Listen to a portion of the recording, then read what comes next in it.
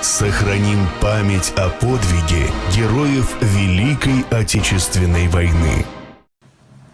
Зачислили 490-й самоходно-артиллерийский дивизион в качестве радиоспециалиста 6 мая 1945 года. Я оказался в новой части. 9 мая День Победы, эйфория.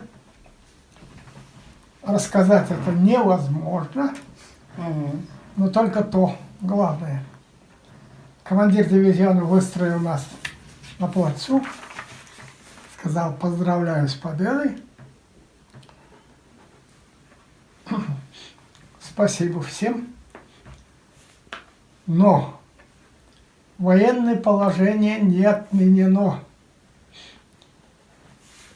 Отсутствие воинской части более 2 часов считается за дезертирство.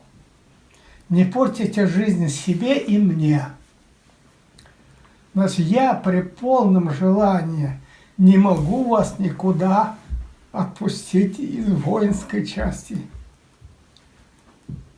Я не имею права 12 числа, чтобы все, как вот сейчас, были вот здесь, в строю. Оказалось, что очнулся я через несколько дней. Ужас.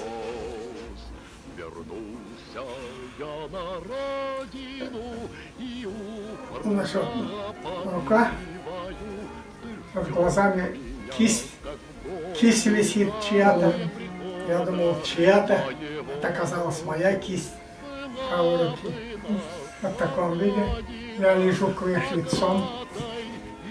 Значит, весь в корсете, в гипсовом корсете весь. Значит,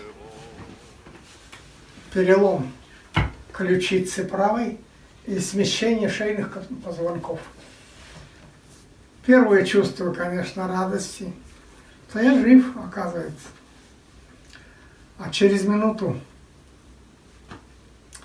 такая тошнота, такая боль, что я не рад, что жив.